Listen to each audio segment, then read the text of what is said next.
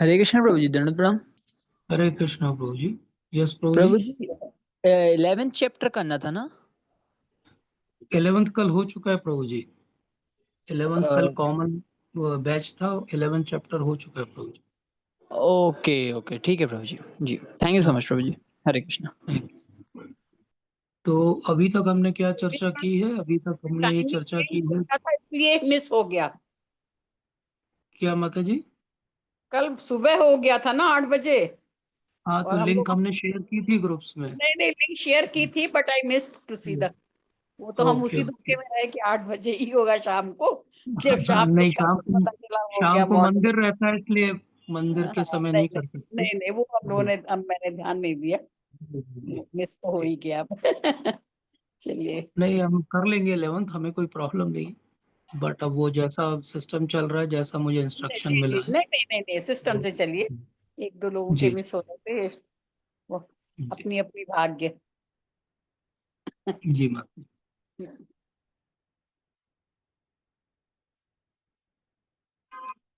तो अभी तक हमने ये देखा है कि किस तरीके से अर्जुन जो है विषाद में आ जाते हैं, ये देखकर कि उन्हें अपने ही बंधु बांधवों से युद्ध करना पड़ेगा। और वो निर्णय करते हैं कि वो युद्ध नहीं करेंगे। फिर वो निर्णायक मोड़ आता है, द्वितीय अध्याय का 7वां श्लोक, जब वो निर्णय कर लेते हैं कि मुझे कुछ समझ में नहीं आ रहा है, मैं किम कर्तव्य विमूढ़ हो गया हूँ, और अब मुझे भगवान श्री कृष्ण आप ही जो है मेरे गुरु बनिए और मुझे गाइड करिए। फिर आते हैं सेलिब्रेटेड 10वें और 11वें अध्याय, जिसमें भगवान अपने विभूतियों का वर्णन करते हैं। और फिर भगवान अपना विराट स्वरूप भी दिखाते हैं, जो कि 11वां अध्याय है।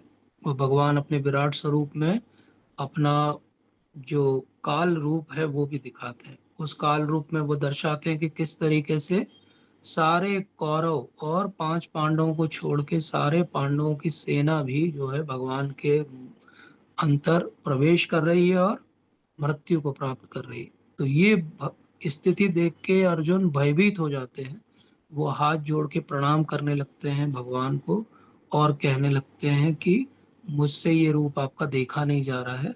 ये बड़ा विकराल स्वरूप है, आप इस विकराल रूप में कैसे आप आगे किस किस का वध और विनाश करेंगे, मुझे तो समझ में नहीं आ रहा है। लेकिन मैं आपके द्विभुज रूप के लिए आकर्षित हूँ, और मैं वही द्विभुज रूप आपका दर्शन करना चाहता हूँ। तो जब अर्जुन ऐसा कहते हैं, तो भगवान अपना वो सौम्य द्विभुज रूप जो है प्रदर्शित करते हैं। यही एक्चुअली 11वें अध्याय का सार भी है। तो अगर किसी का 11वां अध्याय कल मिस भी हुआ है, तो बस इसी बात को वो अलग अलग दृष्टिकोण से 11वें अध्याय में बताया गया कि जब अर्जुन देख रहे हैं तो भगवान का जो विराट रूप है वो कैसा दिख रहा है, उसी प्रकार से जब संजय देख रहे हैं और उसका जो है वर्णन कर रहे हैं तो वो उन्हें कैसा दिख रहा है। इस विराट रूप में और बाकी विराट रूप में क्या अंतर है, क्यों भगवान ने कहा कि ये रूप मैंने कभी नहीं दिखाया है। तो भगवान ने अपना विराट रूप कई स्थितियों में दिखाया है। भगवान ने अपना विराट रूप जो है, टेक्निकली हम देखें तो एक अर्ध विराट रूप कहते हैं उसको, वो दुर्योधन को भी दर्शित किया था जब वो संधि प्रस्ताव लेकर गए थे।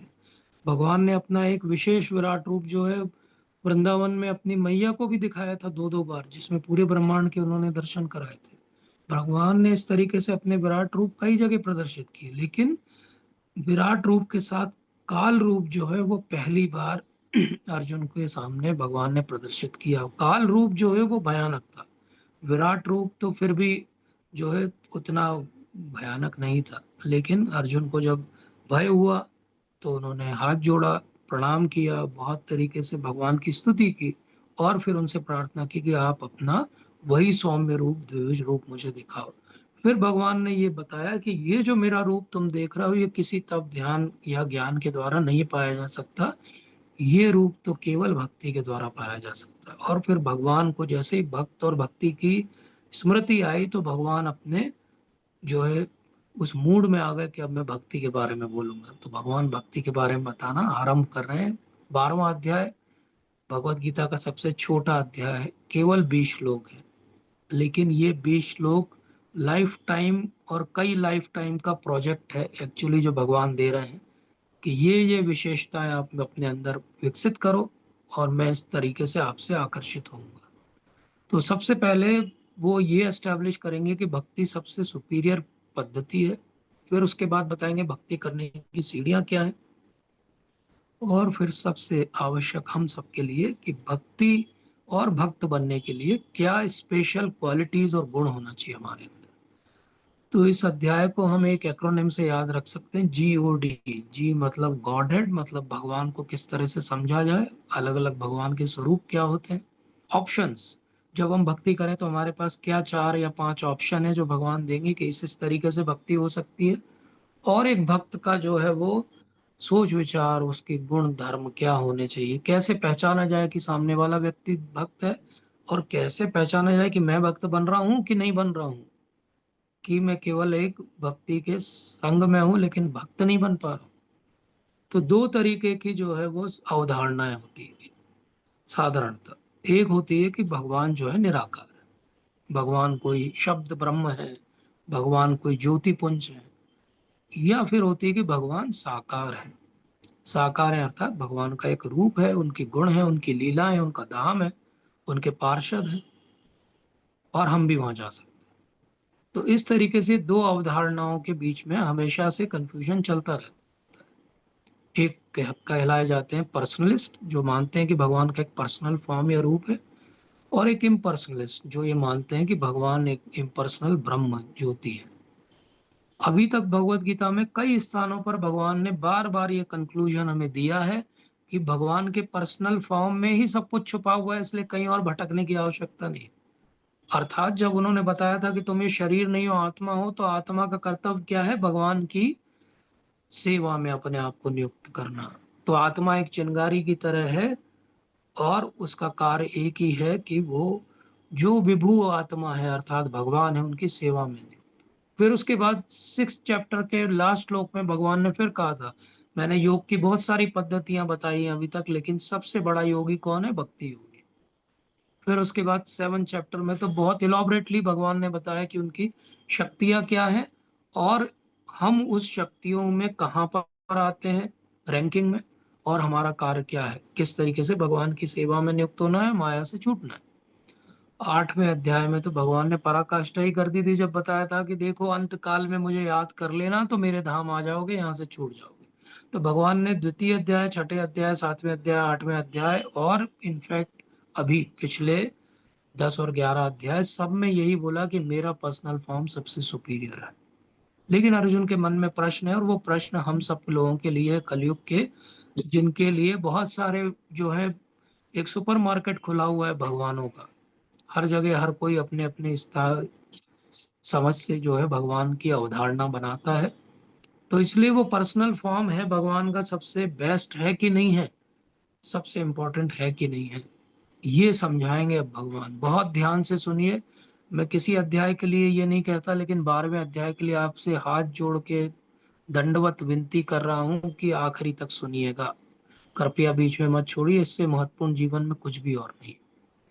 तो अर्जुन ने पूछा भगवान से, भगवान बताइए कि क्या ज्यादा अच्छा है, इम्पर्सनल ब्रह्मन की मैनिफेस्ट रूप में भगवान की पूजा करना, अर्थात निर्विशेष ब्रह्म की पूजा करें, कि आपकी पर्सनल पूजा करें, क्या ज्यादा अच्छा है, किसको सिद्ध माना जाए, कौन पूर्ण है। अब ज्यादातर आप देखिए सिद्धि जो शब्द है वो योग के साथ लगाया जाता है, योग सिद्धि मिल गई उनको, ज्ञान के साथ लगाया जाता है, ज्ञान सिद्धि। भक्ति के साथ सिद्धि शब्द नॉर्मली नहीं लगाया जाता, भक्ति कोई सिद्धि नहीं है। लेकिन भगवान क्या कहते हैं, मय्यावेश्य मनो ये माम नित्य युक्ता उपासते श्रद्धया परयोपेता ते मे युक्त तमामता। श्री भगवान ने कहा, जो लोग अपने मन को मेरे साकार रूप में एकाग्र करते हैं और अत्यंत श्रद्धा पूर्वक मेरी पूजा करने में सदैव लगे रहते हैं, वे मेरे द्वारा परम सिद्ध माने जाते हैं। भगवान कह रहे हैं कि भक्ति भी एक तरह की सिद्धि है अर्जुन। तो वो सिद्धि कैसे होती है और किसके मन में होती है, बोले जिसका मन पूरी तरीके से मुझ में लग जाता है, अर्थात जो एकांगी भक्ति करता है, केवल भगवान और कुछ भी नहीं, और वो भी कुछ पाने की इच्छा से नहीं, केवल श्रद्धा पूर्वक। वो भी कभी कभी नहीं कि मौसम आया है भक्ति का चलो भक्ति करते हैं, सदैव लगा रहता है। सदैव अर्थात भगवान ने पहले भी कहा सततम कीर्तयन्तो माम, सततम। सबसे महत्वपूर्ण बात यही है, भक्ति में सतत करना पड़ेगी। भक्ति जब हम वृंदावन जाएं तो हो जाए, भक्ति जब हम भक्तों के संग में रहें तो हो जाए, भक्ति जब हम कुछ और ना कर रहे हो तो हो जाए, नहीं, भक्ति एक पूरे जीवन का एक प्रोजेक्ट है। मतलब कि ये फुल टाइम प्रोजेक्ट है, ये पार्ट टाइम प्रोजेक्ट नहीं है। भक्त मतलब फुल टाइम भक्त। अब कोई डॉक्टर है और भक्त है, इसका अर्थ क्या हुआ? फुल टाइम भक्त है और पार्ट टाइम डॉक्टर है। कोई बिजनेसमैन है, मतलब क्या? फुल टाइम भक्त है और पार्ट टाइम बिजनेसमैन है। आपका मेन ऑक्यूपेशन कोई पूछे आपसे, hello sir what do you do? I do bhakti, this is my recognition, this is my identity. कोई स्टूडेंट है तो वो क्या बोले, मैं भक्त हूँ, साथ में मैं पढ़ाई भी करता हूँ, लेकिन मेरी आइडेंटिटी क्या है? मैं भक्त हूँ, सतत रूप से मैं केवल भक्त हूँ। अब फिर भगवान बैलेंस करते हैं। भगवान कहते हैं कि ठीक है अर्जुन, लेकिन जो लोग इंद्रियों को वश में करके, सबके प्रति संभाव रख के, सत्य की निराकार कल्पना के अंतर्गत उस अव्यक्त की पूरी तरह से पूजा करते हैं, जो इंद्रियों की अनुभूति के परे है, सर्वव्यापी है, अकल्पनीय है, अपरिवर्तनीय, अचल है, ध्रुव है। अब आप समझिए भगवान क्यों इतने सारे विशेषण दे रहे हैं। भगवान इतने सारे विशेषण इसलिए दे रहे हैं कि भाई अपनी इंद्रियों को वश में कर लो सबसे पहले, अगर आपको निराकार की पूजा करना है तो। बोले इंद्रिय को वश में करना ही तो इतना कठिन काम है। बोले फिर उसके बाद क्या करो? बोले सबके प्रति संभाव रखो। बोले ये तो और कठिन काम है। भगवान ने पहले ही कहा था, पंडित कौन है? जो संभावी हो। परम सत्य की निराकार कल्पना करो। अब उसकी कल्पना करना है, चलिए हम सब आंखें बंद कर लेते हैं और एक कल्पना करेंगे। तो आप पूछेंगे किसकी कल्पना करना है प्रभु जी? तो किसकी कल्पना करना है प्रभु जी? जन माता जी, आंखें बंद करके कल्पना करिए उसकी जिसका कोई भी स्वरूप नहीं है। अब करिए कल्पना। बोले क्या कल्पना करें जब स्वरूप ही नहीं है? हम तो स्वरूप के आगे पीछे ऊपर नीचे कुछ और जानते ही नहीं है। नहीं नहीं, आप उसकी कल्पना करिए आंखें बंद करके जो आपकी इंद्रिय की अनुभूति के परे है। बोले अरे, इंद्रियों के बाहर तो हमें कुछ अनुभूति ही नहीं होती है। अच्छा, बोले अच्छा उसकी कल्पना कर लो जो सर्वव्यापी है। चलो ठीक है, आंखें बंद करते हैं। सर्वव्यापी है, कहाँ कहाँ व्याप्त है हमको तो यही नहीं पता। अच्छा, तो कल्पना करने को भगवान ने अभी कहा ना, लेकिन भगवान ने क्या कह दिया? वो तो अकल्पनीय है। अब भगवान ऐसी बिल्कुल रेडिकल बात कर रहे हैं कि एक तरफ उसी लाइन में बोला है कल्पना करो और फिर कह दिया अकल्पनीय है। इसका अर्थ क्या है? कल्पना नहीं कर सकते। अरे तो उसकी कल्पना कैसे करें जिसकी कल्पना नहीं कर सकते? उसकी कल्पना कैसे करें जो कि निराकार है? उसकी कल्पना कैसे करें जो अनुभूति के परे है? तो ये तो बड़ा डिफिकल्ट टास्क है, इम्पॉसिबल टास्क है, नॉट डूएबल टास्क है। भगवान यही कह रहे हैं कि भाई निराकार के पचड़े में मत पड़ो। आप अपना पूरा जीवन और कई सारे जीवन ऋण कर दोगे, लेकिन आपके हाथ में कुछ भी नहीं आएगा।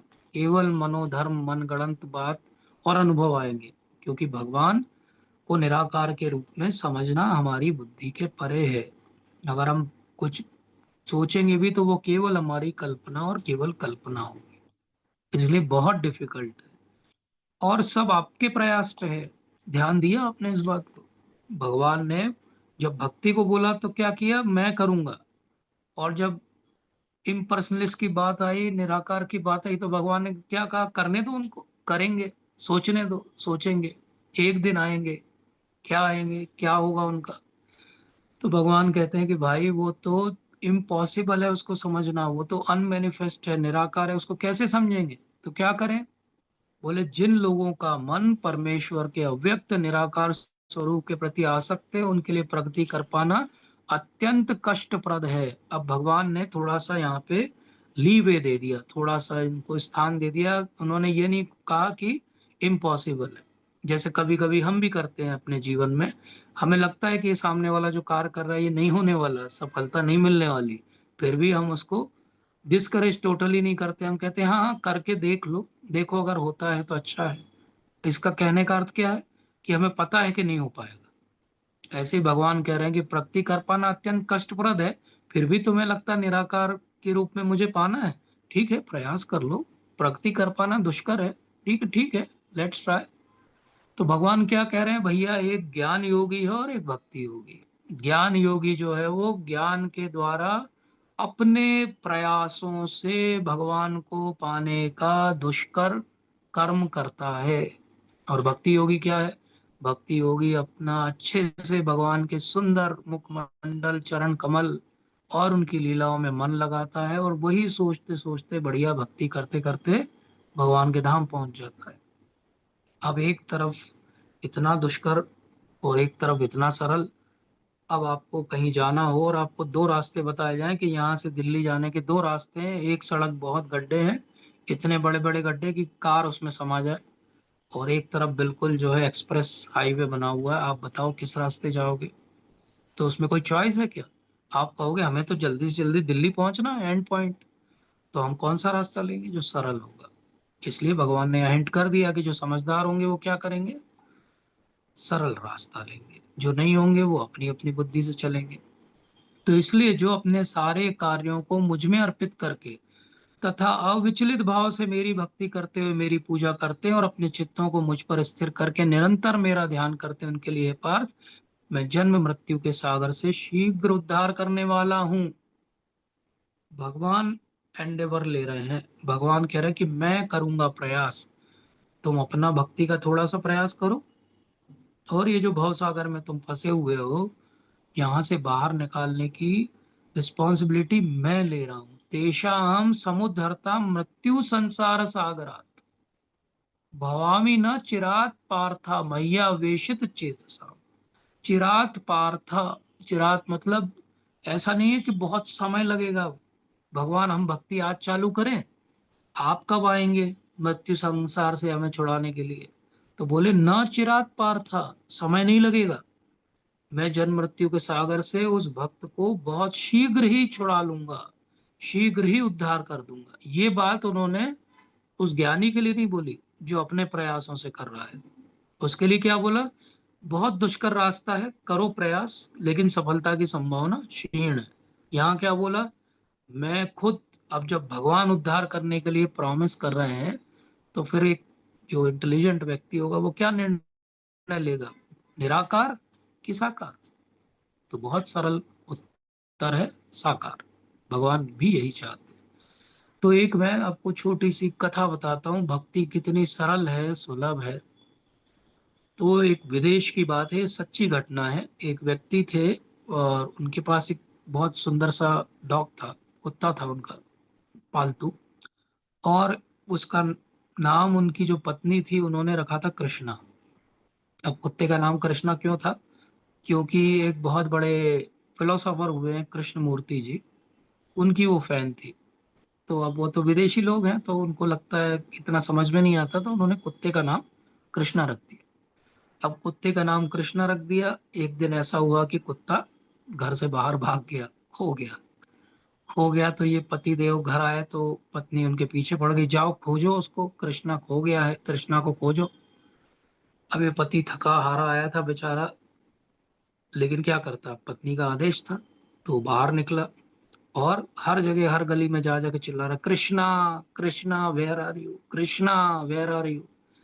अब ऐसा करते करते उसको शाम हो गई, वो मेन स्ट्रीट के वहां चिल्ला रहा जोर जोर से, कृष्णा कृष्णा, चिल्लाते चिल्लाते पागल हो गया, कृष्णा कृष्णा कृष्णा। उधर से भक्तों की एक टोली आ रही थी, हरे कृष्णा कीर्तन करते हुए। उन्होंने देखा कि ये हमसे ज्यादा तेज आवाज में कृष्णा कृष्णा कौन कर रहा है। तो उन्होंने देखा ये आदमी पागल हो गया क्या, कृष्णा कृष्णा कर रहा है विदेशी, क्या हो गया इसको? तो उन्होंने उसको, एक भक्त ने जाके उसके कंधे पे हाथ रखा, you are searching for Krishna? तो उन्होंने बोला कि हाँ, I am searching for Krishna. बोले I will take you to Krishna. तो ये बड़ा खुश हो गया। इसे लगा, उसे पता ही नहीं था कृष्णा भगवान का नाम है, उसे लगा कि कृष्णा, इनको डिवोटी को नहीं पता कि ये कृष्णा मतलब अपने कुत्ते को खोज रहा है। उन्हें तो लगा कि कृष्णा मतलब वो जो है भगवान के भाव में बिल्कुल विभोर हो गया है। बोले इसको तो मंदिर ले जाना ही पड़ेगा। तो उसको वो ले गए, बोले चलो I will take you to Krishna, and they took him to temple. मंदिर में ले गए, वो मंदिर में बढ़िया उसको भगवान के दर्शन कराए, प्रसाद खिलाया। बोले ये कृष्णा है? बोले I was searching for my dog Krishna. My wife has named him Krishna. बोले no, this is Krishna, you should read this book. और उन्होंने प्रभुपाद की बुक्स दे दी उनको। अब वो घर आ गए, वो बुक पढ़ी, उनकी वाइफ ने भी पढ़ी, और उनको सही में कृष्णा मिल गए। सही में कृष्णा मिल गए मतलब वो दोनों अभी भी डिवोटी हैं और बहुत अच्छा प्रचार कर रहे हैं। तो ये कैसे हो गया? वो एक खोया हुआ जो डॉग है, तो उसको खोजने के लिए कृष्णा कृष्णा कोई विदेश में एक रोड पे कर रहा था, और वहां से भगवान ने सुन लिया और उसको उठा के भक्ति में भेज दिया। अब बताओ, आप कोई ज्ञानी आदमी को एक निराकारी का उदाहरण दो, जिसको ऐसे निराकार पे ध्यान लगाया हो और अनजाने में उसको निराकार के दर्शन हो गए। अब निराकार के दर्शन कैसे होते मुझे भी नहीं पता, पर होते हैं, लोगों को ऐसा कहते हैं। अब निराकार हैं तो दर्शन कैसे देते हैं और बात कैसे करते हैं? तो निर्गुण जो भगवान की उपासना करते हैं, वो पता है भगवान को क्या कहते हैं? वो भगवान कहते हैं ऐसे भगवान हैं जिनकी आंखें भी नहीं है, जिनके हाथ भी नहीं है, जिनका मुंह भी नहीं है, जिनके कान भी नहीं है, जो चलते भी नहीं है। अब ये आप पूजा कर रहे हो कि उनके जो मजाक उड़ा रहे हो? पूजा कर रहे हो कि उनको इंसल्ट कर रहे हो?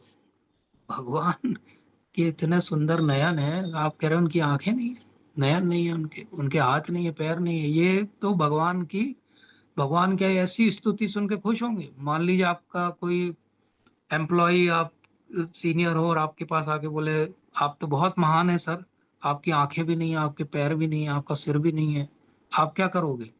उसका सिर फोड़ दोगे? बोले मेरा सिर है भाई, मेरी आंखें भी हैं, तुम क्या है? बोले मैं तो आपकी बड़ाई कर रहा था, मैं भगवान की भी ऐसी बड़ाई करता हूँ। भगवान आपकी आंखें नहीं है, हाथ नहीं है, पैर नहीं है, ये क्या है? बड़ा रिस्की रास्ता है, ऐसे रिस्की रास्ते में नहीं जाना है। बहुत सरल रास्ता है, देखो कुत्ते को ढूंढते ढूंढते भगवान मिल जाते हैं। तो भक्ति क्यों नहीं करें हम? सक्सेस इज गारंटीड इन भक्ति, success is not guaranteed anywhere else. क्यों? भगवान ने कहा कि मैं खुद आके मृत्यु संसार सागर से बाहर निकाल दूंगा। वो पेंटिंग हम सब ने देखी है कि एक भक्त है, वो हाथ ऐसे ऊपर किए हुए है सागर में, और भगवान गरुड़ जी पे आते हैं और अपना हाथ फैला के बोलते हैं आ जाओ भक्त, you sit on my vehicle. तो इतना अच्छा। तो फिर बात उठती है कि अरे ये तो बात क्लियर हो गई कि भक्ति सबसे अच्छा रास्ता है। तो फिर आप ये बताइए कि भक्ति कैसे की जाए, कैसे करें हम भक्ति की, भक्ति की पराकाष्ठा पे पहुंचे? भगवान हमसे भक्ति के बारे में चाहते क्या है? What is real devotion and how to do it? तो भगवान 8वें श्लोक से ये बताना आरंभ करते हैं। बहुत ध्यान से सुनिए, अपना चित्त लगा के सुनिए। मय्यावेव मनाधस्व, मयि बुद्धिं निवेशय, निवशसि मयेव त ऊर्ध्व न संशयः। मुझ भगवान में अपने चित्त को स्थिर करो, अपनी सारी बुद्धि मुझ में लगाओ, इस प्रकार तुम निसंदेह मुझ में सदैव वास करोगे। अब ये कितनी बड़ी बात बोली भगवान ने कि निसंदेह, कोई संदेह की बात नहीं है। भक्ति में कहीं भी कोई संदेह नहीं है, भक्ति इज वेरी क्लियर।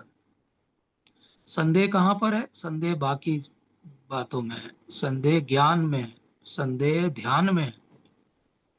मुझ भगवान में अपने चित्त को स्थिर करो। पूरा मन और चित्त कहाँ लगा दो? भगवान में स्थिर कर दो। मतलब अगेन भगवान क्या बात कर रहे हैं? स्थिर कर दो मतलब यहां वहां मत जाओ। ऐसा मत सोचो आज इनकी पूजा करें कल उनकी पूजा करें। एक जगह चित्त को स्थिर कर दो भगवान श्री कृष्ण में, और सारी बुद्धि इस बात में लगा दो कि ये मेरा चित्त यहाँ स्थिर कैसे रहेगा। हम बुद्धि सब स्थानों पे लगाते हैं।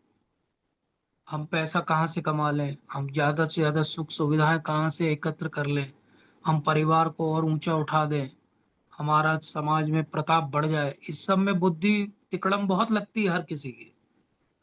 लेकिन क्या आज तक हमने इसमें बुद्धि लगाई कि मेरा मन भगवान में स्थिर हो जाए, ऐसी बुद्धि आए भगवान मुझ में?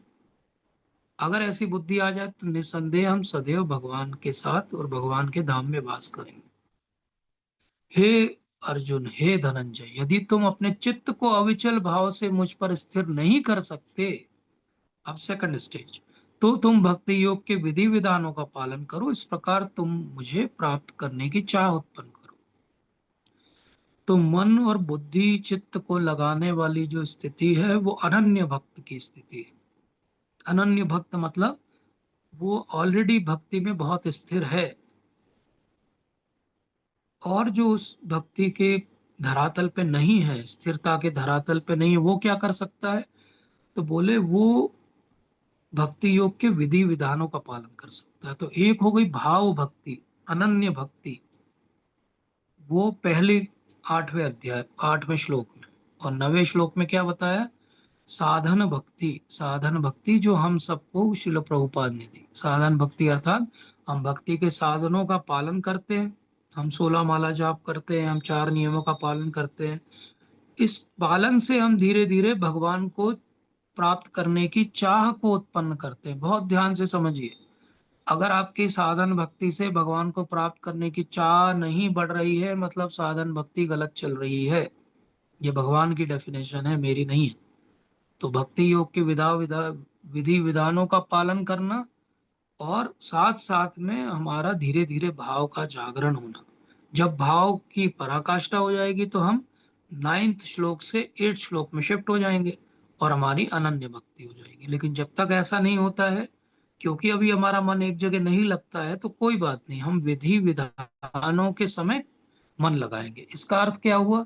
मैं नाम जप करता हूँ इस माला पे, मैं नाम जप करता हूँ क्योंकि मेरे गुरु महाराज ने मुझे आज्ञा दी है। गुरु महाराज ने आज्ञा क्यों दी है? क्योंकि उनको उनके गुरु महाराज ने आज्ञा दी थी कि इसी तरह से भक्त बनेंगे। तो ये क्या हो गया? मुझे आज मन नहीं लगता है, लेकिन मैं क्यों कर रहा हूँ? क्योंकि गुरु महाराज ने आज्ञा दी है। ये साधन भक्ति है। तो साधन भक्ति क्या करता है? साधन भक्त क्या करता है? 16 माला खत्म होते ही माला झोली को रख देता है, बोले अब कल छुएंगे। क्यों? क्योंकि उसको वो 16 माला करना ही बहुत बड़ा प्रेशर लग रहा है, बहुत एफर्ट्स लग रहे हैं उसको, इसलिए वो जितना बोला गया उतना करता है। जिस दिन आपको लगे 16 से आप 17 कर पा रहे हो, और 17 से जो है 20 कर पा रहे हो बिना एफर्ट्स के, इसका अर्थ क्या हुआ? कि आपकी चाह जो है उत्पन्न हो रही है भक्ति करने की। तो यही होता है, जब आप शुरू करते हो 2 माला 3 माला से, फिर आप आते हो 8 माला पे, फिर एकदम से 16 माला पे, क्योंकि धीरे धीरे आपकी चाह बढ़ रही। लेकिन 16 पे आने के बाद ज्यादातर की चाह स्टेगनेंट हो जाती है, प्लेटू हो जाती है। उसके बाद बोले अब और कुछ नहीं। लेकिन भगवान क्या समझा रहे हैं? चाह का अर्थ क्या हो गया? विधि विधानों से बाहर चले गए हम। जैसे उदाहरण के लिए एक माँ है और उसका एक छोटा बालक है, बच्चा है। तो माँ जो है वो रोता है, तो वो ये नहीं देखती है घड़ी कि बोले नहीं अभी मेरी शिफ्ट चालू नहीं हुई है, अभी इसको रोने दो, मेरी शिफ्ट 10 मिनट बाद चालू होगी, तब मैं इसको चुप कराऊंगी। माँ भाव के स्तर पे है, प्रेम के स्तर पे है। लेकिन वहीं आप एक नर्स रख दो, वहीं पे आप केयर टेकर रख दो, वो क्या बोलेगी? मैडम जी मेरा टाइम हो गया है, मैं जा रही हूँ, ये रो रहा है बाबू, अब आप देखिए इसको। ये क्या हो गया? क्योंकि वो विधि विधान से चल रही है, उसको सैलरी चाहिए। इसलिए इंपॉर्टेंट क्या है? भक्ति योग में विधि विधान का पालन करना आवश्यक है। इसका दूसरा सिरा भी नहीं पकड़ लेना चाहिए, बोले हम कोई विधि विधान नहीं करेंगे। आजकल बहुत बड़ा क्राउड यही है, इंस्टाग्राम की भक्ति वाला क्राउड यही है। विधि विधान का कोई पालन नहीं करेंगे, कोई माला जौली हाथ में दिखेगी भी तो फोटो खींचने के लिए दिखेगी बस। हो सकता है अंदर माला भी ना हो, झोली हो बस केवल। लेकिन विधि विधान का पालन जीरो है। भाव ऐसा है कि बिल्कुल आंसू बह रहे हैं, भाव ऐसा है कि बिल्कुल वृंदावन जाते नृत्य करने लगते हैं मोर के जैसे। ये क्या हो गया? विधि विधान का तो पालन ही नहीं किया आपने, तो कहाँ से आप सीधे 8वें श्लोक पे पहुंच गए? पहले आप 9वें श्लोक का तो पालन कर लो थोड़े दिन। इसलिए भगवान ने यहाँ पे अर्जुन को कहा कि हे धनंजय। धनंजय का अर्थ हमने पहले भी देखा है, जो धन प्राप्ति करता है, जो धन को जीत लेता है।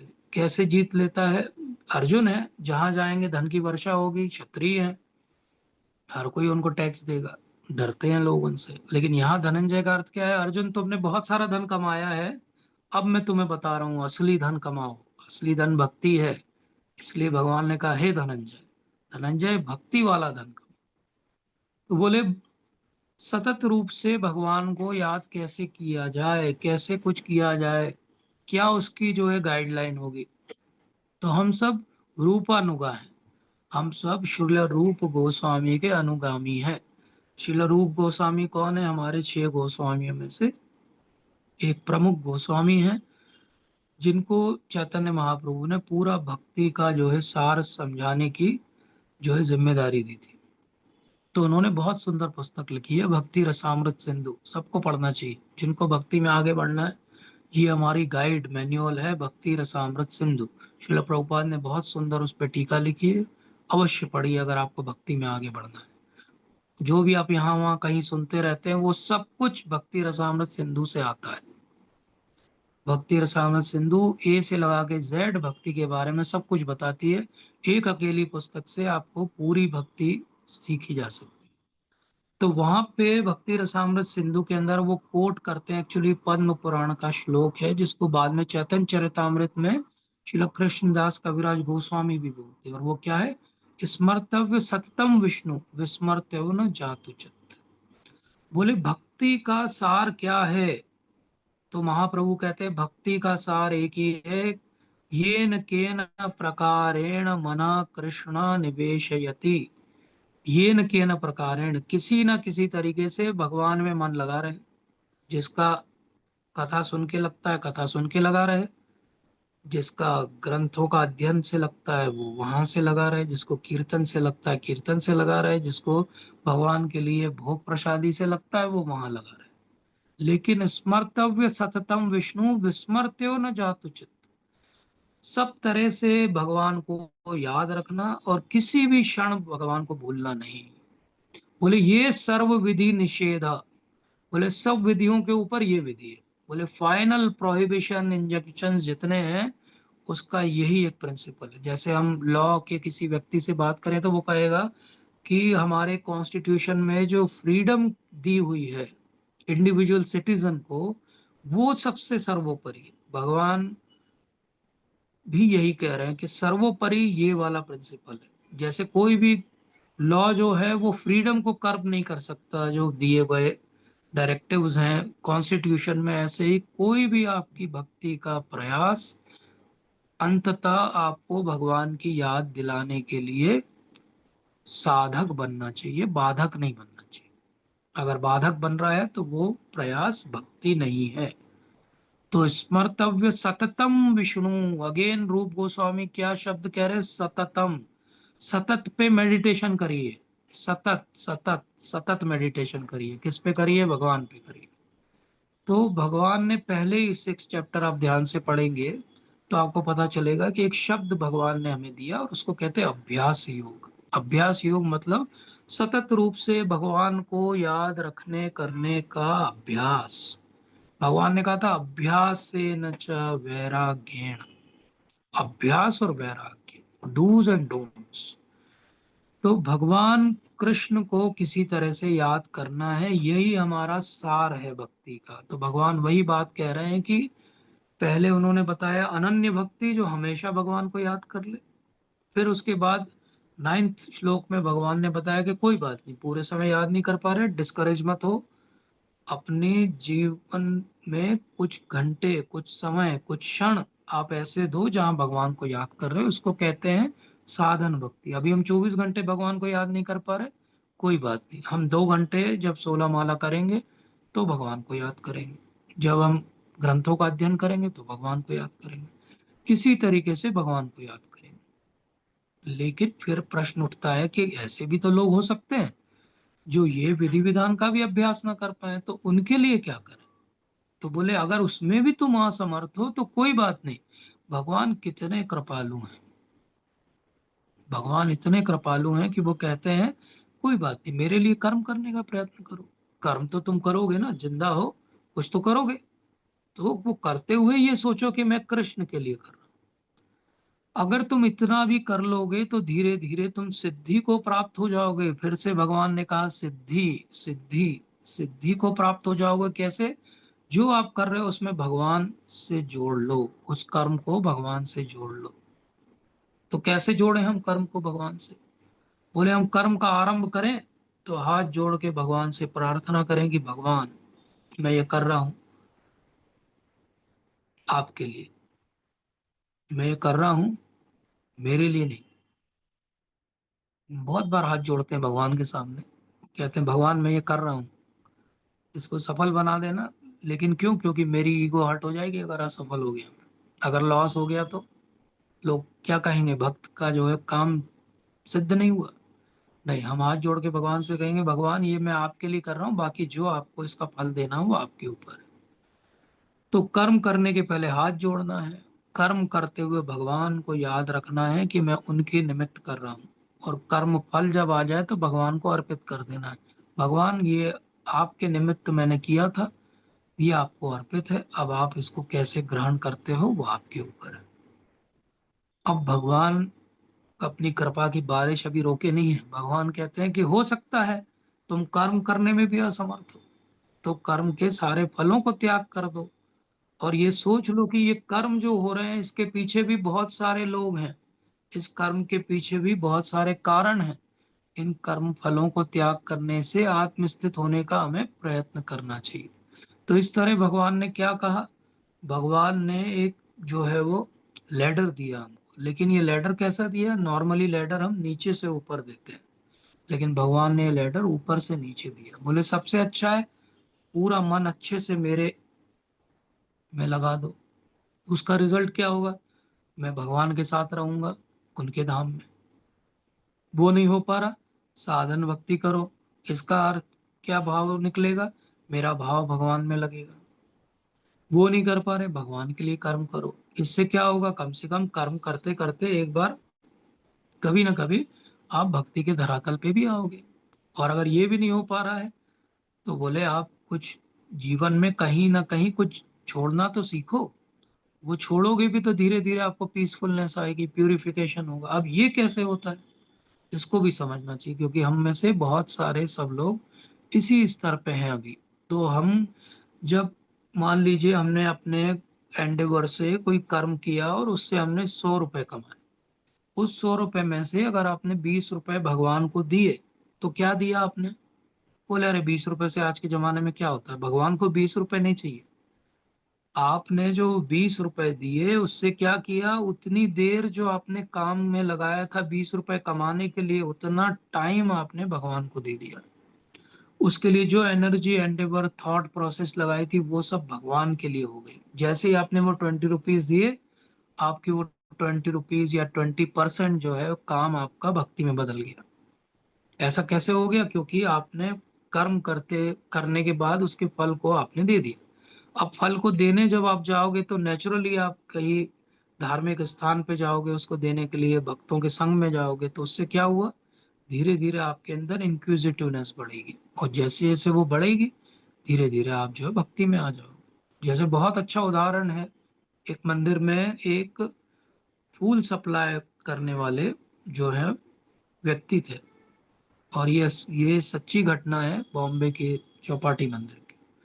तो वो मंदिर में फूल सप्लाई करते थे। अब उन पहले भक्त लोग उनके पास जाके फूल लाते थे, फिर ऐसा हुआ उन्होंने कहा कि मैं इधर से गुजरता हूँ, मैं दे दूंगा फूल आपको।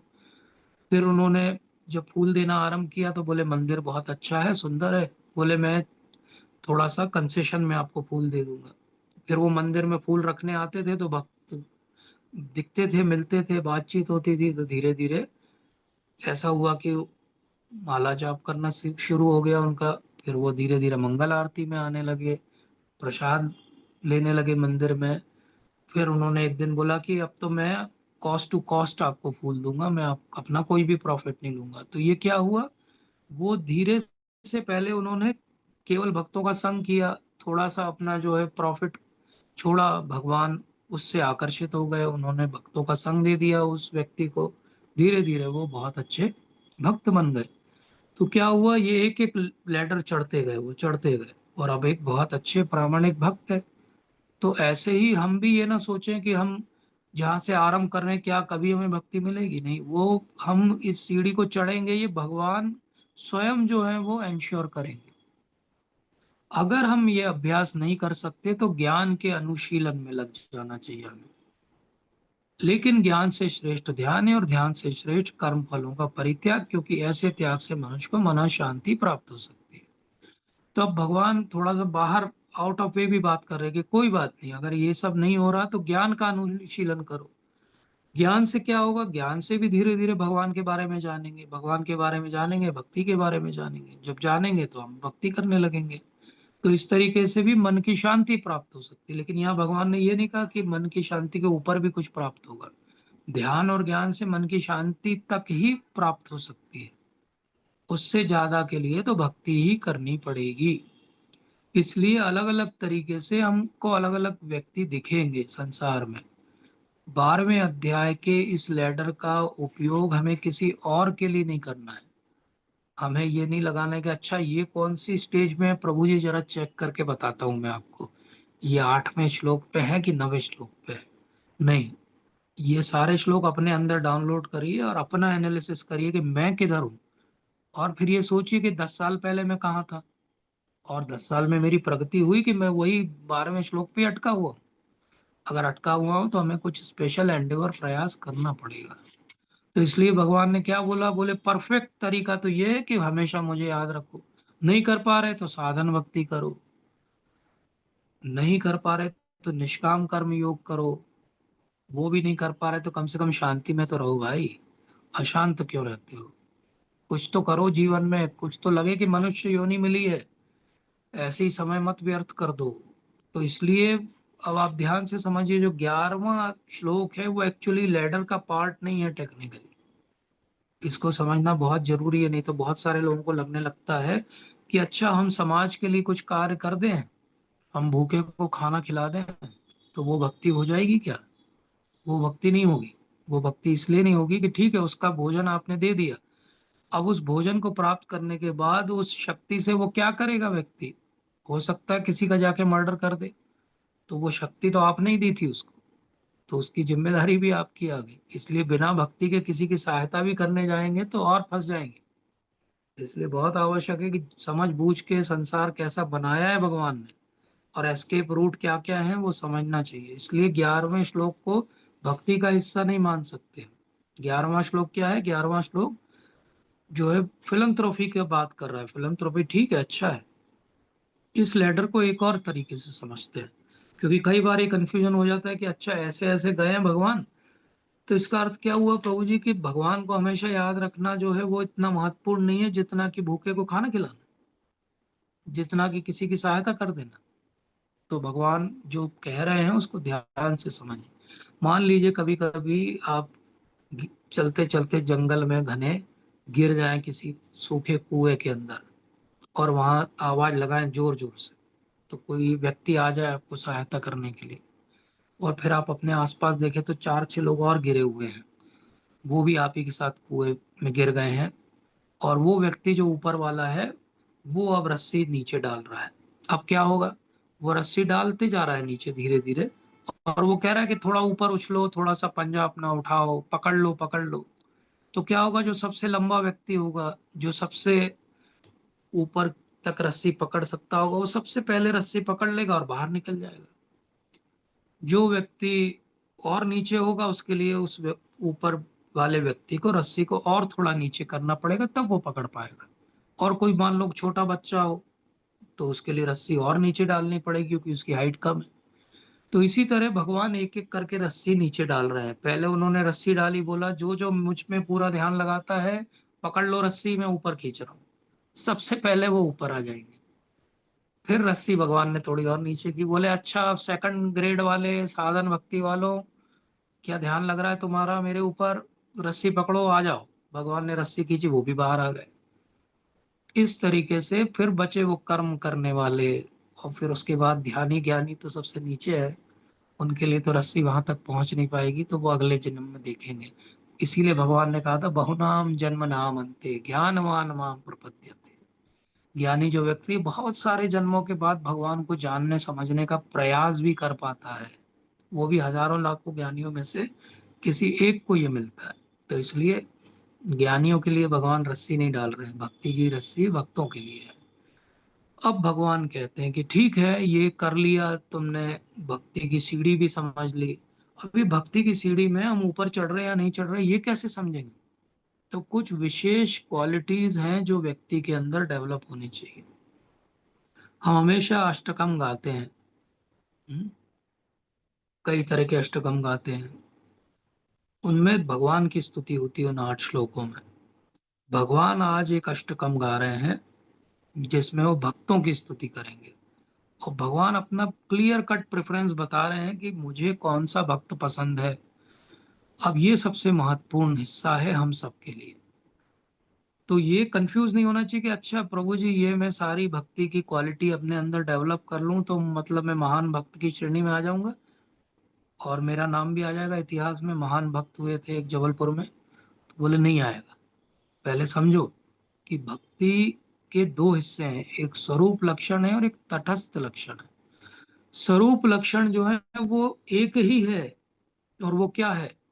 भक्ति करना।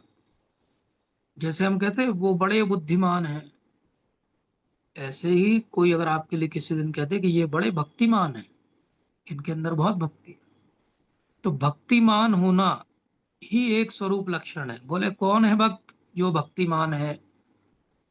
तटस्थ लक्षण क्या है, एंसिलरी क्वालिटीज क्या है? वो एक लंबी लिस्ट है, भगवान अभी बताएंगे। वो सारी लिस्ट हमारे अंदर होनी चाहिए। तो ये क्या हो गया? हमारी मॉरलिटी, हमारा थिंकिंग पैटर्न। जैसे आप एक मैग्नेट का कंपास लो तो वो हमेशा नॉर्थ को पॉइंट करेगा।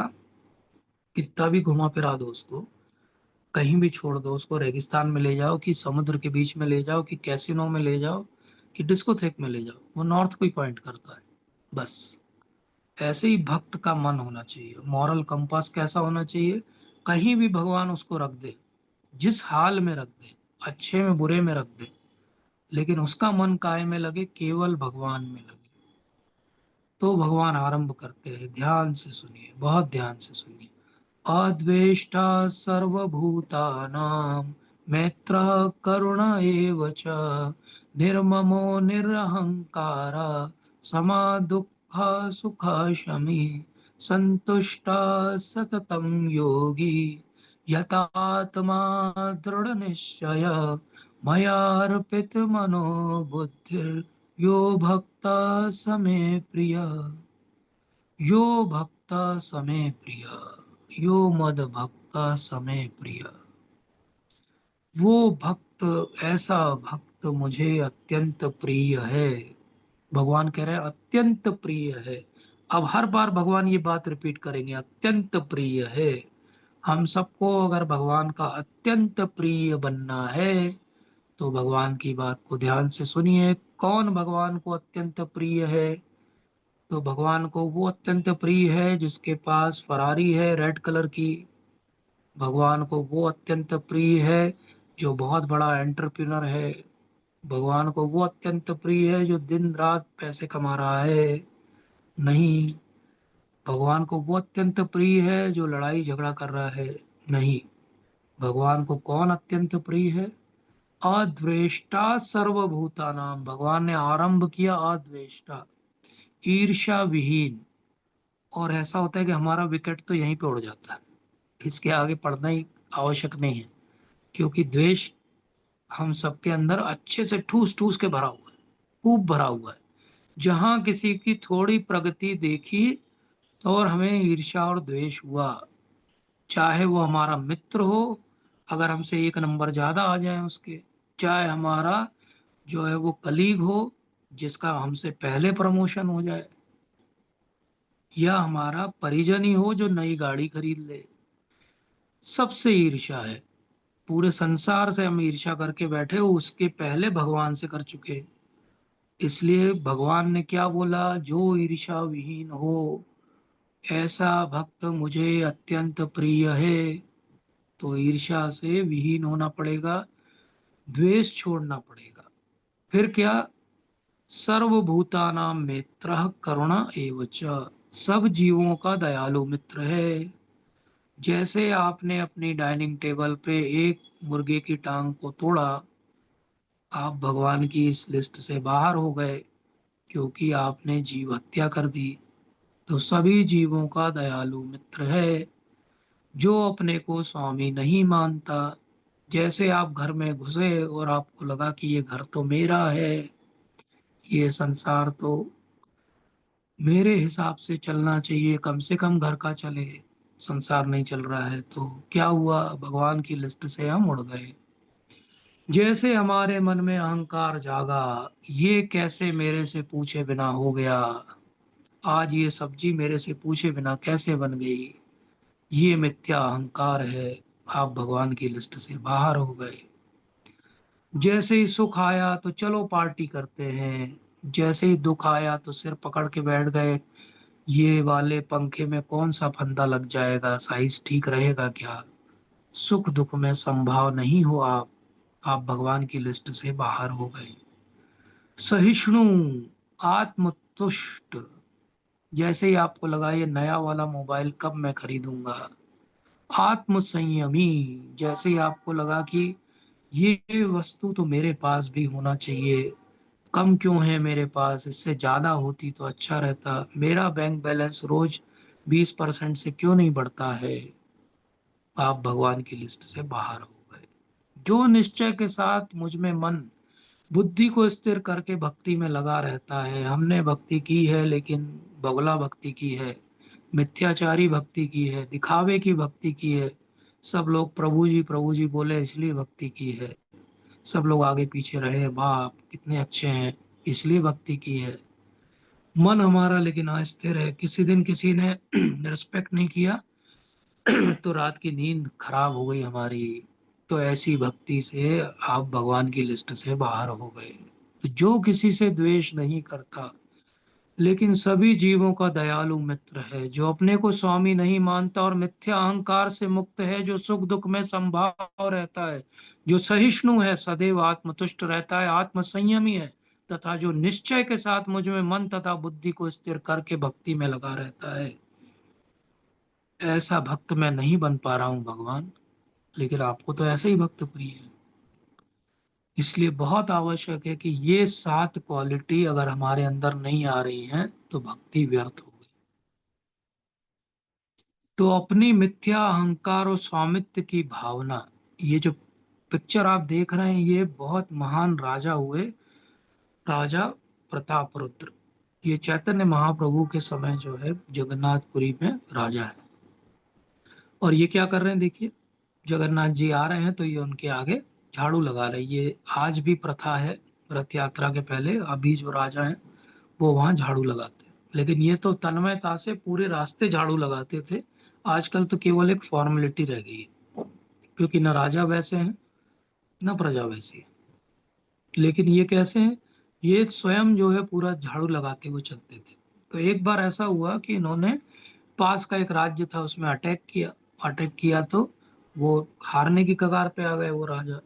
तो राजा जब हारने की कगार पे आ गए तो उन्होंने संधि कर ली कि हम अपनी पुत्री का विवाह आपसे कर देंगे, और बोले आप से संधि कर लेते हैं। तो इन्होंने भी बोला ठीक है कोई बात नहीं। तो वो कांची के राजा थे और ये थे जगन्नाथपुरी उत्कल के राजा।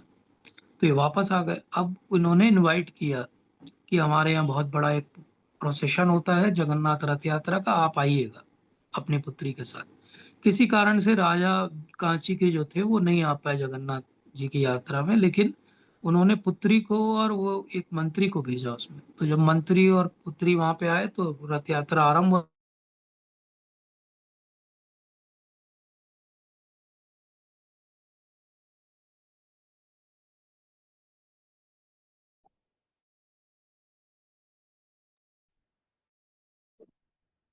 मंत्री ने जाके ये बात कांची के राजा को बताई कि नहीं नहीं, आप ये विवाह का प्रस्ताव टाल दीजिए, क्योंकि वो तो झाड़ू लगाते हुए दिखे। बोले सबके सामने झाड़ू लगा रहे थे, बोले पता नहीं किस किस के घर में झाड़ू लगाते होंगे वो। ऐसा बोल के उन्होंने टाल दिया। तो क्या हुआ अंत में, जब प्रतापरुद्र महाराज को ये पता लगा तो उनको इस बात का क्रोध नहीं आया कि मेरा विवाह नहीं हो पा रहा है। उन्हें इस बात का क्रोध आया कि ये तो जगन्नाथ जी का अपमान कर रहे हैं लोग, जगन्नाथ जी को साधारण जो एक व्यक्ति समझ रहे हैं कि वो भगवान है स्वयं। तो उन्होंने बोला हम कांची के ऊपर चढ़ाई करेंगे और उसको हराएंगे राजा को। तो ये गए लड़ने के लिए गए तो हार गए। वापस आ गए भगवान के सामने, बोले पुजारी जी से कि मैं तो इनके लिए लड़ने के लिए गया था, क्या हुआ ये हार क्यों गया मैं। तो बोले आप इसलिए हार गए क्योंकि आपने क्या परमिशन ली थी जगन्नाथ जी से। बोले नहीं ली थी। बोले आप जाइए जगन्नाथ जी से परमिशन लीजिए फिर जाइए युद्ध। अब परमिशन ली, युद्ध हुआ, कथा बहुत बड़ी है। पॉइंट ये है कि आखिरी में उन्होंने कांची के राजा को हरा दिया। आज भी जगन्नाथ मंदिर के पीछे कांची गणेश की मूर्ति स्थापित है।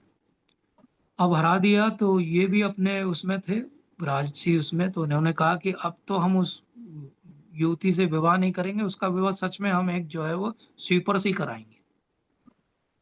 और ये बंदी बना के ले आए वो कांची के राजा को, और उसकी उनकी पुत्री और वो मंत्री भी आए हुए थे। इन दोनों के मंत्रियों के बीच में फिर एक युक्ति उन्होंने बनाई, और वो क्या थी, ये सब होते होते अगली जगन्नाथ रथ यात्रा का समय आ गया। फिर जो है राजा झाड़ू लगा रहे थे, तो ये गए अब उनकी पुत्री को लेके मंत्री, और बोले कि ये आपने कहा था किसी झाड़ू लगाने वाले से इसका विवाह कराना है, बोले आप ही हो झाड़ू लगाने वाले, आपसे इनका विवाह होगा। लेकिन भाव क्या है कि प्रताप रुद्र स्वयं राजा होते हुए क्या मानते थे कि भगवान जो है वो जगन्नाथपुरी के राजा हैं, और हम उनके सेवक हैं। जो वो कहेंगे, जैसा वो कहेंगे, इतनी सारी कथाएं हैं जगन्नाथ जी की। और प्रताप रुद्र महाराज का भाव अगर आप चैतन्य चरितमृत में पढ़ें, तो ये होता है person who doesn't think himself as a proprietor, who is free from false ego. Proprietorship हमारी सबसे बड़ी प्रॉब्लम है। दूसरों पे राज करने की इच्छा जो है सबसे बड़ा कारण है हमारी सारी परेशानी। तो इसलिए क्या बनना है हमको, जैसे हम यहाँ पे पिक्चर में देख रहे हैं कि श्रीला सनातन गोस्वामी, हमारे रघुनाथ दास गोस्वामी, ऐसे जो महान गोस्वामी हुए, उनमें कोई भी भाव नहीं था। ये सब ज्यादातर गोस्वामी जो हैं हमारे, वो मल्टी बिलियनर मिलियनर थे। हजारों लाखों करोड़ों की संपत्ति, सोने के सिक्के, पूरी पूरी नाव भर जाए इतने वो दान देके, सब कुछ छोड़ के, राजसी ठाट बाट छोड़ के जो है वो वृंदावन में कभी किसी पेड़ के नीचे, कभी किसी पेड़ के नीचे अपना जीवन यापन करते थे। तो ये स्वामित्व की भावना को त्यागना सबसे महत्वपूर्ण। भगवान ने बोला कि ईर्ष्या नहीं करना है। क्यों ईर्ष्या नहीं करना है? हमने ये वाली कथा देखी थी पहले भी, कि किस प्रकार से जो है एक मृगारी को भगवान के शुद्ध भक्त में परिवर्तित कर दिया नारद मुनि ने। भगवान में स्वामित्व की भावना कितनी है? बिल्कुल भी नहीं है। आप देखिए सुदामा के चरण का प्रक्षालन कर रहे हैं स्वयं द्वारकाधीश अपनी रानियों के सामने। और सुदामा कौन है? एक साधारण से जो है वो ब्राह्मण है, उनके मित्र हैं पुराने। और हम अगर कभी थोड़े बहुत धनाढ्य हो जाए और हमारा स्कूल का कोई गरीब मित्र हमसे मिलने के लिए आए, तो हम शायद उसको बैठने के लिए भी ना पूछें, हमें लगे कि कहीं पैसे ना मांग ले हम। एक ये सुदामा है, और एक और सुदामा है भगवान की कथाओं में। जब भगवान मथुरा में प्रवेश करते हैं, तो एक सुदामा है जो हमेशा, जिनका काम है हार बनाना, तो वो हार बना रहे हैं, और वो हार बना के हमेशा क्या करते हैं, कंस को अर्पित कर देते हैं। लेकिन आज जब भगवान कृष्ण बलराम वहां पे उपस्थित है, तो वो क्या कर रहे हैं, वो हार उन्होंने जो बनाया था वो उनको अर्पित कर दिया। तो ये भाव होना चाहिए। ये भाव जो है भक्ति का भाव है। भक्त कौन होता है? जो हर स्थिति को, सुख दुख को एक समान माने। तो आप देखो परीक्षित महाराज की कथा। परीक्षित महाराज को 7 दिन में मृत्यु का जो है वो भविष्यवाणी आ गई है, लेकिन वो क्या कर रहे हैं, समभाव से आराम से भगवान की कथा सुन रहे हैं। भागवत में कितने स्थानों पे आता है जब परीक्षित महाराज प्रश्न पूछ रहे हैं। अगर हम मृत्यु आसन्न हो तो क्या हम प्रश्न पूछेंगे? हमारी तो स्थिति नहीं होगी प्रश्न पूछने की। तो इसलिए सेल्फ कंट्रोल्ड होना, डिटर्मिनेशन होना, मन बुद्धि को भगवान में लगाना, इसका बहुत अच्छा उदाहरण है श्रील प्रभुपाद। प्रभुपाद ये सारी जितनी क्वालिटी भगवान यहाँ कहेंगे, उन सब क्वालिटीज को 100% अंगीकार करते हैं। इसका उदाहरण क्या है? सेकंड वर्ल्ड वॉर के समय जब बम गिर रहे थे कलकत्ता के ऊपर, जब सब तरफ हाहाकार मचा हुआ था, तो सायरन बजता था जब उनके एनिमीज के प्लेन जो है वो एयरवेज के वहां स्काई में दिखते थे। तो सब लोग भागते थे बंकर्स की तरफ, जहाँ पे छुपने का स्थान बनाया गया था सरकार के द्वारा। तो एक बार की कहानी है कि सायरन बजा, सब लोग भाग रहे हैं, तो उनके पड़ोसी थे वो भी भाग रहे थे। और प्रभुपाद भी तब कलकत्ता में ही थे, गृहस्थ थे। तो उन्होंने देखा कि किचन में जो है पूरियां तल रहे हैं भगवान के लिए। तो उन्होंने बोला कि अरे अरे चलो चलो चलो, इस सायरन बज रहा है, बम गिरेगा, अगर छुपे नहीं रहोगे तो मर जाओगे। तो प्रभुपाद हंसते हुए उनकी तरफ देखते हैं, अपने पड़ोसी की तरफ। तब वो गृहस्थ है, यंग है। उस समय वो कह रहे हैं, बोले जिसको भगवान मारना चाहे उसको कोई नहीं बचा सकता, और जिसको भगवान बचाना चाहे उसको कोई नहीं मार सकता। बोले मेरे भगवान का अभी भोग का समय है, मैं तो अभी ये पूरियां बढ़िया तलूंगा और भगवान के विग्रह को अर्पित करूंगा। अभी बोले मेरा यही काम है। आई एम नॉट बॉदर्ड कि बम गिर रहे हैं। अब हम होते उस स्तर पे तो क्या करते, हम बोलते कि भागो भागो जल्दी भागो, भगवान देख लेंगे अपना खाना पीना, बहुत जगह बहुत लोग खिला रहे हैं, हम तो बचे, पहले बचेंगे तो बनाएंगे अगली बार। लेकिन प्रभुपाद क्या कह रहे हैं, आज की भक्ति, सतत भक्ति, आज की भक्ति आवश्यक। फिर क्या बोला उन्होंने, जिससे किसी को कष्ट नहीं पहुंचता, जो अन्य किसी के द्वारा विचलित नहीं किया जाता। तो ना तो हमें किसी को कष्ट पहुंचाना है, न किसी के पहुंचाए हुए कष्ट से हमें विचलित होना है। मतलब कष्ट के ऊपर उठ गए, सुख दुख के ऊपर उठ गए, भय चिंता में संभाव हो गए, ऐसा व्यक्ति भगवान को बहुत प्रिय है। और इसका उदाहरण, सबसे अच्छा उदाहरण तो प्रहलाद महाराज। प्रहलाद महाराज के ऊपर क्या कम कष्ट है। कई बार लोग कहते हैं भक्ति में बहुत कष्ट है, पत्नी साथ नहीं देती, पति साथ नहीं देता, परिवार साथ नहीं देता, माता पिता नहीं मानते, हॉस्टल में प्रॉब्लम है। एक क्षण रुकिए और अपने आप को सोचिए कि प्रहलाद महाराज, उनको तो कोई भी साथ नहीं दे रहा था। आपको मारने के तो कोई षड्यंत्र नहीं रच रहा है, आपके बेडरूम में कोई सांप तो नहीं छोड़ देता है, कोई हाथी तो नहीं आ गया आपको कुचलने के लिए, कोई जहर का प्याला तो नहीं पिलाया जा रहा, पहाड़ी से तो नहीं फेंक दिया गया ना आपको।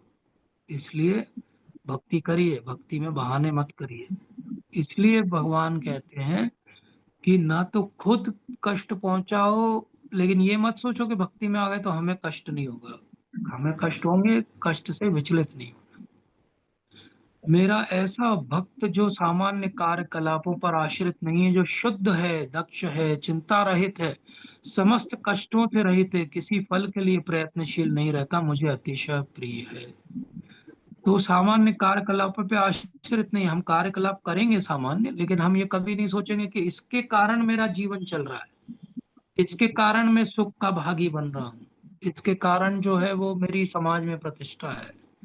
कुछ भी नहीं है, समाज की प्रतिष्ठा ऐसे खत्म हो जाती है। एक बात से समाज में आपकी कई पीढ़ियों की प्रतिष्ठा समाप्त हो जाती है। कोई भी वस्तु शुद्ध, दक्ष होना पड़ेगा भक्त अगर आपको बनना है। तो दक्ष होने का मतलब क्या, एक्सपर्ट होना पड़ेगा, हर चीज को मैनेज करने के लिए एक्सपर्ट होना पड़ेगा। जब आप एक्सपर्ट हो जाओगे तो वैसे चिंता से रहित हो जाओगे और फिर किसी फल के लिए प्रयत्नशील नहीं रहोगे। इसका बहुत अच्छा उदाहरण कौन है, इसका बहुत अच्छा उदाहरण है हनुमान जी। हनुमान जी जो है वो कभी भी विचलित नहीं होते। जब इतना बड़ा समुद्र सामने दिख रहा है तो भी वो उसको लांग जाते हैं। जब इतनी पूरी एनिमी टेरिटरी में अकेले अकेले जा रहे हैं तो भी वो पीछे मुड़ के नहीं देखते हैं और सीता माता को खोज कर ही आते हैं। तो ऐसा डिवोटी होना चाहिए। ऐसा ऑर्डिनरी कोर्स ऑफ एक्शन नहीं है, डिवोटी की हर एक्टिविटी, चाहे वो प्रहलाद महाराज की हो, चाहे वो हनुमान जी की हो, वो एक्स्ट्रा ऑर्डिनरी।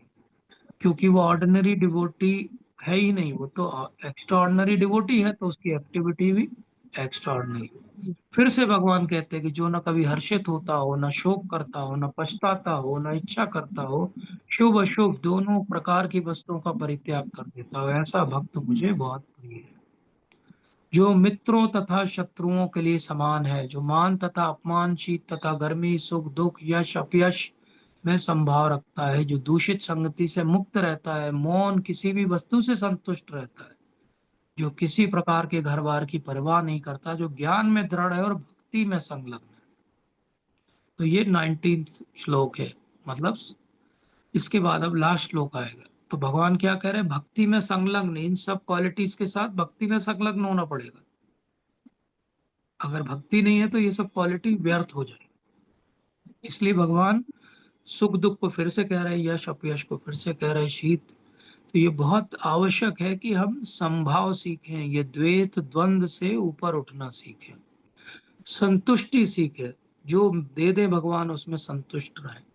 तो बोले इसमें तो लिखा है प्रभु जी जो सदैव मौन रहता है, तो बोले हम मौन व्रत धारण कर लें क्या। तो प्रभुपाद तात्पर्य में समझाते नहीं, मौन का यहाँ पे अर्थ है भगवान की चर्चा में संलग्न रहना। जो भगवान की बस चर्चा करता है वो मौन है, जो भगवान के अलावा बाकी कुछ सोचता है वो मौन नहीं है, वो अनर्गल प्रजल्प कर रहा है। तो भगवान आखिरी श्लोक में कहते हैं जो इस भक्ति के अमर पथ का अनुसरण करते हैं और जो मुझे ही अपना चरम लक्ष्य बनाकर श्रद्धा सहित पूर्ण रूपेण संलग्न रहते हैं, वे भक्त मुझे अत्यधिक प्रिय है। तो अत्यधिक प्रिय कौन सा भक्त हो गया भगवान को? जो भक्ति के पथ पे चलना आरंभ कर देता है और उसने अपना गोल फिक्स कर लिया है कि बस अब भक्ति और कुछ नहीं, और पूरी श्रद्धा के साथ पूर्ण रूपेण उसी में लग गया है, वो सबसे ज्यादा प्रिय है। तो इसलिए बहुत आवश्यक है कि ऐसी भक्ति हम कैसे डेवलप करें। तो श्रील प्रभुपाद समझाते हैं कि ऐसी भक्ति हम डेवलप करेंगे भक्तों के संग से, उन भक्तों के संग से जिनको भगवान की भक्ति में बहुत प्रगाढ़ निष्ठा और भाव है। तो क्या बता रहे हैं भगवान कि देहात्म बुद्धि में मत फंसे रहो। देह देह की बात करोगे तो तुम और जानवर में कोई अंतर नहीं। बोले केवल मन और शरीर की बात करोगे तो तुम में और किसी भी असुर में कोई अंतर नहीं। लेकिन जब आत्मा की बात करोगे और आत्मा की सेवा की बात करोगे तो तुम भक्त हो। तो इसलिए देवात्मा बुद्धि बनानी है हमें। ये देवात्मा बुद्धि ही भक्ति है। देहात्म बुद्धि से या तो हम असुर बनेंगे या जानवर बनेंगे। हमको ये दोनों नहीं बनना है। हमको क्या बनना है? भगवान का भक्त बनना है। इसलिए बहुत आवश्यक क्या है? बहुत आवश्यक बात को अब हम चर्चा करेंगे, और वो ये है कि एक व्यक्ति थे, वो शिप में काम करते थे। और ऐसा हुआ कि वो जब शिप में पहुंचे अपने कैबिन में, तो वहां पे ये एक उन्होंने पेड़ का गमला पाया। तो उनको पेड़ों से लगाव था, तो वो छोटा सा पौधा उनको दिखा, तो उन्होंने उसको थोड़ा सा केयर करना चालू किया। शिप की जर्नी उनकी लंबी थी। जब उनका जो स्टिपुलेटेड पीरियड था जॉब का वो समाप्त हुआ कुछ दिनों के बाद, तो वो इस गमले को घर पे लेके आ गए। और घर पे भी उन्होंने बाकी गमलों के साथ रख के रोज इसकी केयर की, पानी दिया। और पानी दिया और धीरे धीरे ये पेड़ जो है वो बढ़ने लगा और अच्छा फल फूल गया। अच्छा फल फूल गया तो फिर एक बार ऐसा हुआ कि वो किसी काम से किसी मेन स्ट्रीट पे गए, तो वहां पे भक्तों को कीर्तन करते हुए देखा। कीर्तन इनको अच्छा लगा तो भक्तों ने इनवाइट किया, तो मंदिर चले गए। ये भी विदेश की बात है। मंदिर चले गए तो वहां पे बढ़िया उन्होंने प्रसाद प्रसाद लिया। प्रभुपाद की एक पुस्तक मिल गई, उस पुस्तक को पढ़ा उन्होंने, और पढ़ के जीवन में बहुत परिवर्तन आने लगा उनके। मंदिर और फ्रीक्वेंटली जाने लगे। तो एक बार वो मंगल आरती में गए, तो वहां पे देखा, तो सब मंगल आरती हुई और उसके बाद में तुलसी पूजा हुई। किसी भक्त ने उनसे कुछ दिन बाद पूछा कि ये आप कैसे भक्ति में आ गए, और कैसे इतनी जल्दी आपकी भक्ति में इतनी प्रगति हो गई, क्या हुआ? तो बोले वो तो मुझे नहीं पता, बट मैं अपनी लाइफ की एक क्वेरी है जो आपसे पूछना चाहता हूँ। बोले बताइए। तो बोले वो मैं शिप में था, तो मुझे एक पेड़ मिला था, पौधा मिला था, जिसको मैं पानी दे के केयर कर रहा था। और बोले फिर बाद में आप लोगों से मिल गया और फिर मैं धीरे धीरे भक्ति करना सीख रहा हूँ। लेकिन मुझे लगता है कि ये सुबह सुबह आप जिसके आसपास गोल गोल घूमते हो, वही पेड़ बोले मेरे घर पे भी है। तो भक्त ने बोला चलिए आपके घर चलते देखते।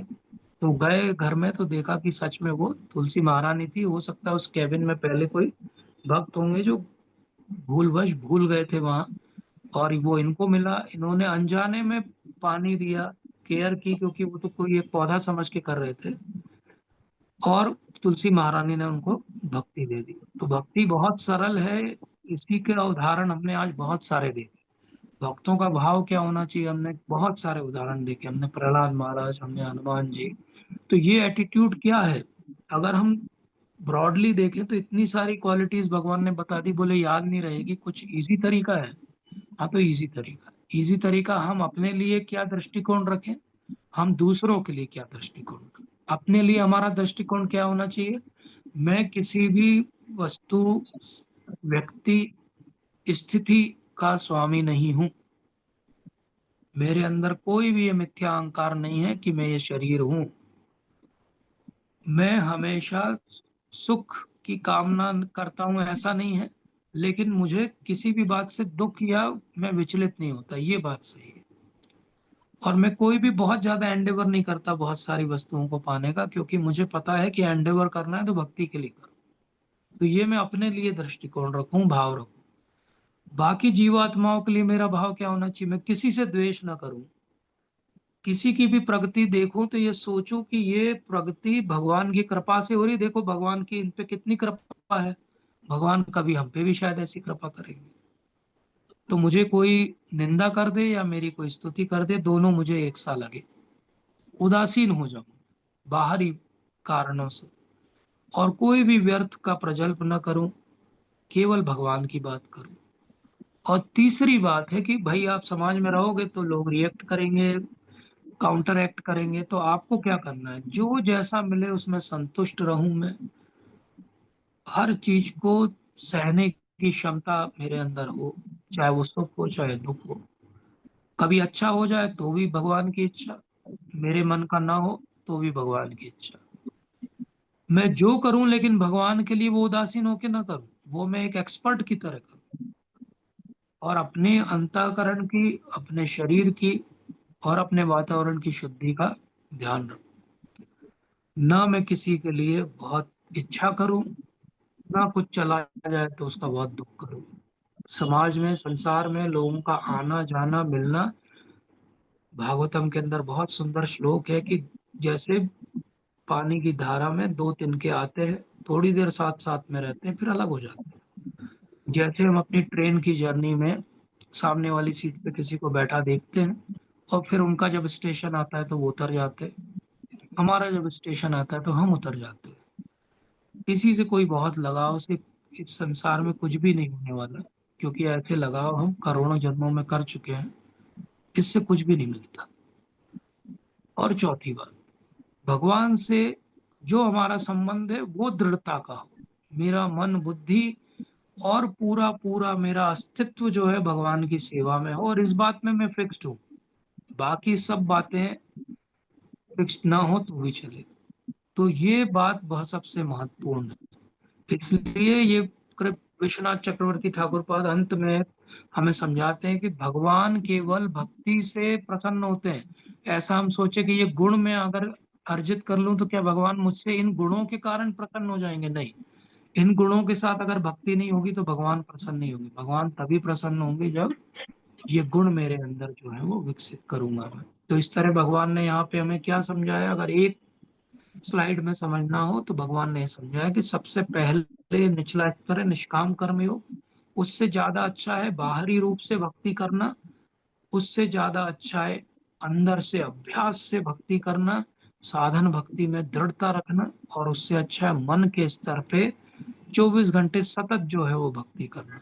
तो ये रियल रिजल्ट क्या है भक्ति का? बोले भक्ति भक्ति कर रहे हैं इतनी देर से, भक्ति से क्या होगा? बोले भक्ति से भगवान का प्रेम जागृत होगा। एक दिन हम भी इसी तरह एक खिड़की से झांकेंगे जब भगवान को यशोदा मैया जो है वो गोचारण के लिए तैयार कर रही होगी। क्या आपको नहीं लगता कितना सुंदर है ये, अगर हम इस तरह से भगवान की लीला में ध्यान लगा पाए? तो इसलिए भक्ति मतलब प्रेम पुमार्थो महान, वो महान प्रेम को प्राप्त करना। वो महान प्रेम जो यशोदा मैया और भगवान श्री कृष्ण का है कि वो अपने हाथ से लाला को भोजन कराती है। लाला जो है वो मोटा होता जा रहा है और मैया कहती है कि अरे तुम बहुत दुबले हो रहे हो, चलो डबल खाना चाहिए तुमको, बैठो मेरे साथ, मैं तुम्हें अपने हाथ से खिलाऊंगी। वो प्रेम जो यशोदा मैया फिर एक दिन क्रोधित हो जाती तो छड़ी लेके पीछे भागती, और भगवान की आंखों से मोटे मोटे अश्रु बह रहे हैं और अंत में भगवान पकड़े जाते हैं और उखल से बन जाते हैं। ये है भक्ति। भक्ति में इतनी शक्ति है कि वो भगवान को भी बांध लेती है। वो भक्ति कि वो फल वाली जो है वो कुछ फल दे देती है और भगवान उसको अपनी अनन्य भक्ति का दान दे देते हैं। वो भक्ति, वो देखिए कितने सुंदर जो है वो लीला कर रहे हैं, सो रहे हैं, दौड़ रहे हैं, भाग रहे हैं, थक गए हैं, कैसे कैसे भाव है।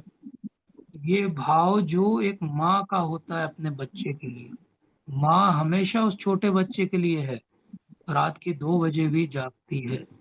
वही भाव आप समझ लीजिए भगवान कृष्ण का है, करोड़ों गुना ज्यादा हमारे लिए, करोड़ों गुना ज्यादा हमारे लिए। भगवान भी उसी तरह से हमें प्रेम करते हैं, इसलिए भगवान कभी भी हाथ नहीं छोड़ते हमारा।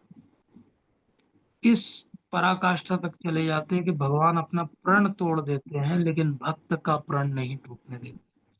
किस पराकाष्ठा तक भगवान हाथ नहीं छोड़ते कि एक छोटा सा बालक 5 वर्ष का घने जंगल में चला जाता है कि मैं तो भगवान के दर्शन करूंगा, और भगवान आते हैं और उसे दर्शन देते हैं। किस पराकाष्ठा तक कि माधवेंद्रपुरी को कुछ भोजन नहीं मिला 2-3 दिन से, तो भगवान स्वयं जो है वो दूध का भरा हुआ लोटा लेकर आ जाते हैं कि ये लीजिए, आपने बहुत समय से कुछ ग्रहण नहीं किया है। और हमारे गोस्वामी जब राधा कुंड पे तप कर रहे हैं तो क्या हो रहा है, वो धूप में तप कर रहे हैं तो राधा रानी आके उनको छाया कर रही है। वो जब तप कर रहे हैं, नाम जप कर रहे हैं, तो शेर आ जाता है, तो भगवान कृष्ण डंडा लेके खड़े हुए हैं उस शेर को भगाने के लिए। तो सनातन गोस्वामी देखते तो बोलते हैं कि अपने लिए कम से कम कुटीर बना लो, ताकि भगवान की सेवा में, भगवान को अपनी सेवा में मत लगाओ, आप भगवान की सेवा में लो। लेकिन भगवान इतना प्रेम करते हैं, भगवान किसी को नहीं छोड़ते। इसलिए भक्ति विनोद ठाकुर महाराज क्या कहते हैं कि अगर सिंसियरली आपने भगवान का नाम ले लिया तो स्पिरिचुअल परफेक्शन रोजमर्रा के काम करते हुए आपको मिल सकता है। यही भक्ति की स्पेशलिटी है। अगर आपको ध्यानी बनना हो तो आपको गुफा में जाके बैठना पड़ेगा हिमालय में। ज्ञानी बनना है तो खूब किताबें पढ़नी पड़ेगी। भक्त बनना है तो क्या करना पड़ेगा, बोले रोज जैसे भोजन करते थे, बस भगवान को अर्पित करके जो अलाउड है वो खाना। बोले रोज काम पे जाते थे, हाँ वैसे ही करना, लेकिन भगवान को निमित्त मान के सारे कर्म करना। बोले परिवार पालना, जैसे पहले पाल रहे थे वैसे ही पालना, लेकिन ये मान के पालना कि ये भगवान का परिवार है, मेरा नहीं है। और इस बीच क्या याद रखना, हरे कृष्ण कृष्ण कृष्ण हरे हरे राम राम राम हरे हरे। तो प्रभुपाद क्या कहते हैं कि लव हमेशा रेसिप्रोकल है, वॉलंटरी है। भगवान फोर्स नहीं कर रहे आपको भक्ति करने के लिए, लेकिन भगवान कह रहे हैं सबसे सरल रास्ता मैंने दिया है, क्यों नहीं इसका पालन करते हो जीवन में। इसलिए आप किसी को या कोई आपको पूरे जीवन काल में जितना प्रेम कर सकता है, भगवान हर क्षण आपको उससे ज्यादा प्रेम करते हैं। मैं रिपीट कर रहा हूँ, पूरे जीवन काल में कोई मिला के जितना प्रेम आपको कर सकता है इस संसार में, हर क्षण भगवान उससे अत्यधिक प्रेम हमें करते हैं। भगवान वेट कर रहे हैं कि कब हम आएंगे और भगवान हमें इसी तरह से गले लगाएंगे। जब हम वापस भगवान के धाम पहुंचते हैं तो भगवान हर भक्त को इसी तरह गले लगाते हैं और एक बात कहते हैं वो हर भक्त से। और वो बात क्या है, मैं कब से तुम्हारी राह देख रहा था, तुमने आने में बहुत देरी कर दी। Thank you so much. आज का सार यही है कि आने में देरी मत करिए। ये जीवन मिला है, ये भगवत गीता के सत्रों को व्यर्थ मत जाने दीजिए। ऐसा मत सोचिए कि क्या फर्क पड़ता है, बोलते रहते हैं बोलने वाले लोग। ऐसा नहीं है। अगर हम सच में भक्ति में प्रगति करना चाहते हैं तो हमें यही भाव अपने अंदर जागृत करना पड़ेगा। अगर कोई एक आध प्रश्न तो ले सकते हैं, अन्यथा हम अगले सत्र में इस पर चर्चा करेंगे। कोई कुछ कहना चाहते हैं? Thank you so much.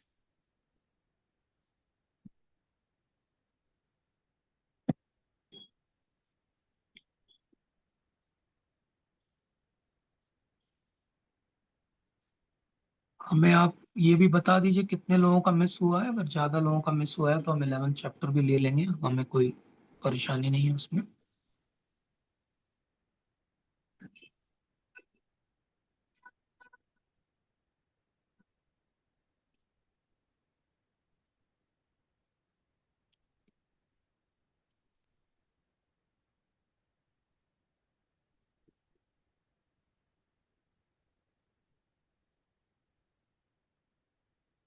Okay, बहुत सारे भक्तों ने मिस किया है। ठीक है, तो we will take 11 chapter also. कल हम 11 चैप्टर ले लेंगे पहले, उसके बाद फिर आगे बढ़ेंगे, क्योंकि काफी भक्तों का मिस हुआ है। वो टाइमिंग हमारी भी मिस्टेक थी, हमने टाइमिंग को और थोड़ा सा ठीक से लिखना चाहिए था उसमें कि सुबह का टाइमिंग है, सबको वो शाम का टाइमिंग लगा होगा। आज के सत्र के बारे में कोई कुछ नहीं, कहना चाहते एक्चुअली हैं? अगर सैटरडे को ये अनाउंस हो जाता ना, इसी में आपके हम्म। बाद में ही, कि कल सुबह का यस। रहेगा, तो ध्यान रहता। एक्चुअली हाँ हाँ मैसेज हाँ। नहीं देखा। जी जी जी। हाँ हाँ Will try। हाँ, तो ठीक कल है। ले लेंगे हम 11 चैप्टर जी जी। जी जी जी जी। ठीक है, तो हम आज का सत्र यहीं पे विराम देते हैं। आप सभी का बहुत बहुत धन्यवाद। वाञ्छाकल्पतरुभ्यश्च कृपा सिन्धुभ्यैव च पतितानां पावनेभ्यो वैष्णवेभ्यो नमः। Hare Krishna. Thank you so much. Srila Prabhupada की जय। श्रीमद् भगवद गीता की